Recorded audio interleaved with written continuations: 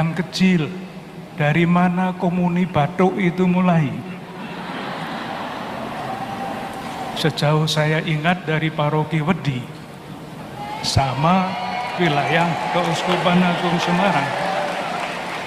Jawabannya Wedi. Wedi pundi, Pak? Dijawab dalem. Masih saya kejar lagi, dalem pundi, Pak? Serut katanya.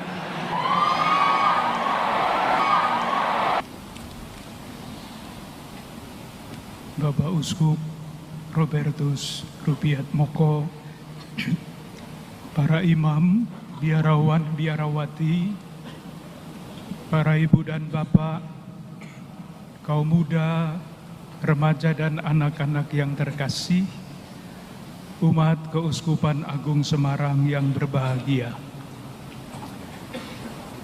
Bersama-sama dengan Bapak Kardinal Julius, para Bapak Uskup, dan para tamu yang datang untuk ikut merayakan ulang tahun yang ke-85 Keuskupan Agung Semarang, saya dengan penuh kegembiraan mengucapkan selamat. Kita semua ikut bersyukur atas berbagai macam anugerah yang diberikan oleh Tuhan kepada umat Keuskupan Agung Semarang. Bukan hanya bagi Keuskupan Agung Semarang, tetapi melalui Keuskupan Agung Semarang untuk Gereja Indonesia. Selama 85 tahun sejak Vikariat Apostolik Semarang didirikan, bukan hanya sepanjang 85 tahun itu, tetapi sepanjang sejarah di wilayah yang sekarang ada di dalam naungan pelayanan Keuskupan Agung Semarang, banyak anugerah, banyak berkah yang dibagikan bagi Gereja Katolik di Indonesia. Sudah beberapa kali dikatakan, kalau kita menengok sejarah, peran Keuskupan Agung Semarang bagi Gereja Katolik di Indonesia sangatlah besar. Ambil beberapa contoh. Kita sekarang kenal yang namanya aksi puasa pembangunan selama masa Prapaskah. Dari mana gerakan itu dimulai? Jawabannya jelas, dari sejarah, dari Keuskupan Agung Semarang. Pada tahun 1968, di beberapa wilayah, berbagai wilayah keuskupan di Indonesia, dilaksanakan pelayanan berbasis lingkungan. Dari mana pelayanan berbasis lingkungan itu dimulai?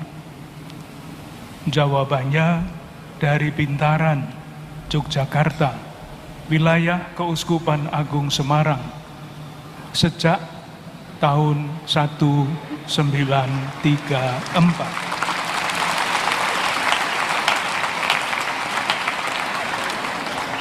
Sekarang kita mengenal wanita Katolik Republik Indonesia, dikenal dari pakaiannya yang biru-biru itu.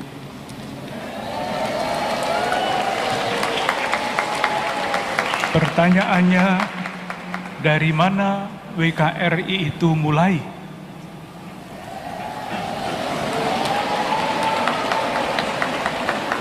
Mereka sudah memberi jawabannya sendiri. Mungkin ada yang tidak tahu juga. Jawabannya sama, dari Jogja, wilayah Keuskupan Agung Semarang. Dari mana Mada Bakti tadi berasal yang tadi nyanyiannya dilakukan? Dari mana gerakan liturgi, inkulturasi liturgi, musik liturgi? Jawabannya dari Keuskupan Agung Semarang. Persisnya di Pusat Musik Liturgi di Jogja.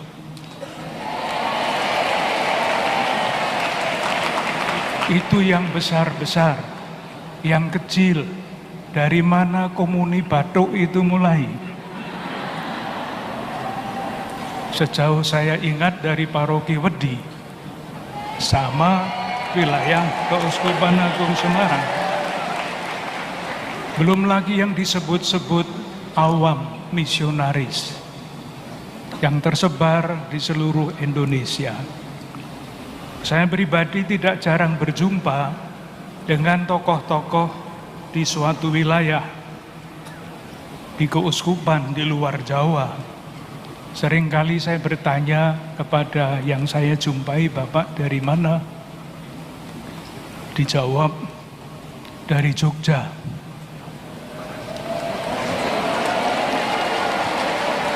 Karena orang Jogja, saya ajak bicara bahasa Jawa. "Yojo pundi, Pak?" "Kilen Pragi Romo." "Kilen Pragi pundi, Pak?" "Sami Galuh," katanya.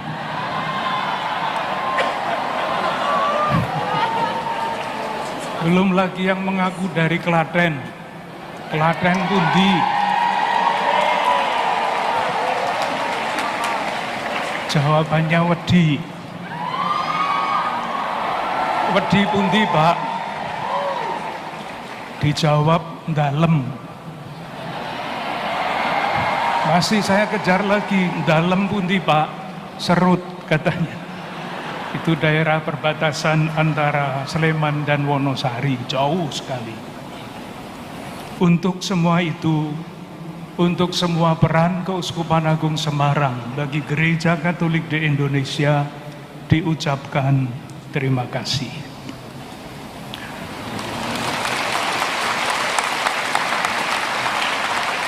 Apakah ini berarti saya sudah cukup? Saudari, saudaraku yang terkasih, tema syukuran 85 tahun Keuskupan Agung Semarang ini kita semua tahu berjudul Bersama Berziarah Berbagi Berkah. Saya membaca di balik semboyan ini ungkapan semangat Keuskupan Agung Semarang untuk terus merawat kepeloporan dan mengembangkan peran Keuskupan Agung Semarang dalam lingkup yang lebih luas, bukan hanya di Keuskupan Agung Semarang, tetapi untuk Gereja Katolik di Indonesia dan untuk tanah air. Ketika saya membaca semboyan ini, saya bertanya dalam hati, mengapa semboyan ini mulai dengan kata bersama?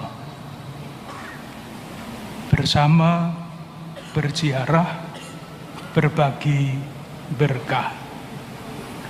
Apakah sekedar supaya akhirannya bersama, berziarah, berbagi berkah, dan bunyinya enak. Kalau hanya itu maksudnya, kan jauh lebih mudah menggunakan kata berziarah bersama berbagi berkah. Lebih modern daripada yang lain pakai Saudari-saudaraku yang terkasih, ketika renungan saya sampai di sini, saya ingat satu kisah yang agak konyol, tetapi bagi saya mencerahkan. Ceritanya begini. Ada seorang kota pergi ke desa. Di desa itu ia melihat seorang gembala yang sedang menggembalakan kambing. Ia sangat tertarik pada kambing-kambing itu karena sungguh sangat menarik. Maka dia mendekati gembala itu, lalu berkata begini, "Kawan, apakah saya boleh mengajukan 1-2 pertanyaan mengenai kambing-kambing Anda ini?" "Oh, silahkan," kata gembala itu. Orang kota itu melanjutkan, "Kawan, kambing Anda ini kelihatan sangat-sangat sehat. Setiap berapa hari Anda mengeluarkan kambing Anda dari kandang dan membawanya ke padang rumput?" Yang punya kambing bertanya, "Yang mana?" "Kambingnya 2 warna, hitam dan putih." "Yang hitam?" "Oh, yang hitam itu saya bawa ke padang rumput setiap 7 hari sekali." "Yang putih?" "Yang putih saya bawa ke padang rumput seminggu sekali." Orang kota itu agak bingung. Dia melanjutkan pertanyaan, "Kawan, kambing Anda ini bulunya sangat lebat. Setiap berapa waktu Anda memotong bulu kambing-kambing Anda?" Yang punya bertanya balik, "Yang mana? Yang hitam atau yang putih?" "Yang hitam." "Oh, yang hitam ini saya potong bulunya setiap 6 bulan sekali." "Yang putih?" "Yang putih saya potong bulunya setengah tahun sekali." Semakin penasaran. "Kambing Anda ini gemuk-gemuk. Berapa banyak rumput Anda berikan kepada kambing-kambing Anda ini?" Tanya lagi, "Yang mana? Yang hitam atau yang putih?" Dijawab, "Yang hitam." "Oh, yang hitam saya beri 1 keranjang rumput setiap hari." Yang putih?" "Yang putih saya beri rumput setengah keranjang 2 kali." Orang kota itu mulai jengkel. Dia bertanya, "Kawan, kenapa Anda selalu menjawab dengan cara seperti itu? Sebetulnya kambing ini milik siapa?" Tanya lagi, "Yang mana? Yang hitam atau yang putih?" "Yang hitam." "Yang hitam itu kepunyaan saya." "Yang putih?" "Yang putih milik saya." Kalau orang Jogja pasti bilang, "Oh, kentir."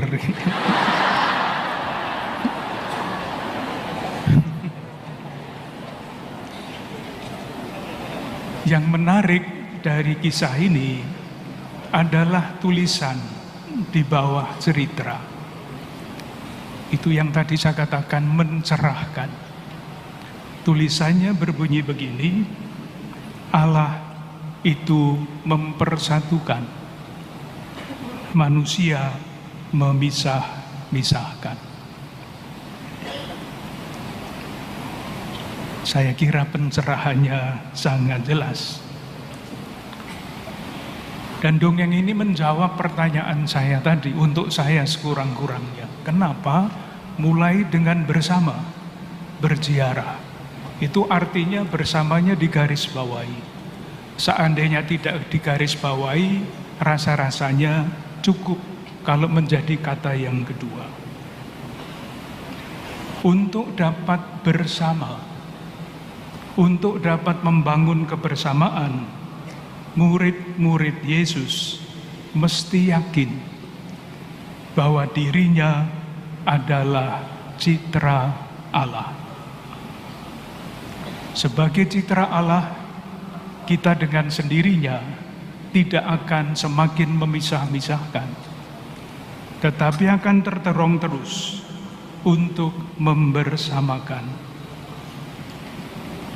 Inilah yang dengan kata lain dinyatakan sebagai ajaran resmi oleh gereja, yang dirumuskan begini: siapapun kita dalam status hidup, dalam fungsi apapun mempunyai panggilan yang sama, yaitu bertumbuh menuju kesempurnaan kasih, bertumbuh menuju kesempurnaan hidup Kristiani, bertumbuh menuju kesempurnaan kesucian. Bertumbuh menjadi semakin serupa dengan Kristus yang selalu mempersatukan dan tidak memisah-misahkan. Pertanyaan berikutnya adalah, jalannya mana untuk bertumbuh menuju kesempurnaan kasih, untuk bertumbuh menjadikan diri kita semakin serupa sebagai citra Allah? Jawabannya jelas pula dari hari raya yang kita rayakan pada hari ini, yaitu hari raya Santo Petrus dan Santo Paulus. Jalan itu namanya kemartiran. Itulah yang terjadi dengan pribadi Petrus, sebagaimana tadi kita dengarkan di dalam Kisah Para Rasul. Kemartiran itu pula lah yang ditempuh oleh Rasul Paulus, sebagaimana ia tulis sendiri di dalam suratnya kepada Timotius yang tadi juga kita dengarkan. Kemartiran Petrus dan kemartiran Paulus membuahkan kebersamaan. Kita semua tahu Petrus dan Paulus itu sering bertengkar, mempunyai pendapat yang sangat berbeda. Tetapi karena kedua pribadi itu hidup di dalam semangat kemartiran, yang membedakan, yang memisahkan tidak menjadi pemisah. Semangat kemartiran itu membuat mereka berdua membuahkan kebersamaan. Ini sangat jelas ketika terjadi krisis besar di dalam gereja yang diselesaikan di dalam Kisah Para Rasul bab 15, yaitu Konsili Yerusalem. Yerusalem pada waktu itu dipimpin oleh Yakobus, saudara Tuhan. Yakobus, saudara Tuhan, pasti mempunyai wibawa yang sangat besar, tetapi pendapatnya tertutup. Waktu itu Petrus datang, Paulus datang bersama Barnabas, dan Petrus mulai berbicara mengenai pengalaman dirinya.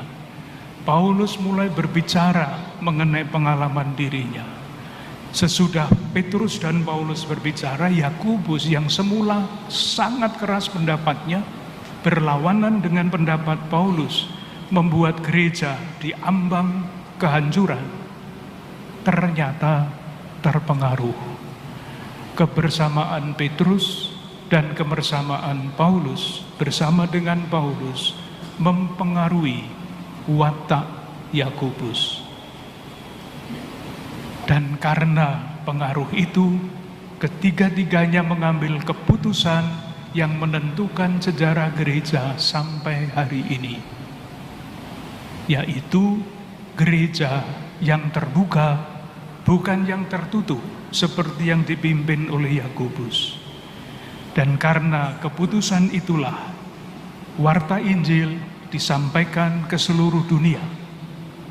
Dan kalau hari ini Keuskupan Agung Semarang merayakan 85 tahun, asal-usulnya adalah Konsili Yerusalem yang diadakan sekitar tahun 57 Masehi.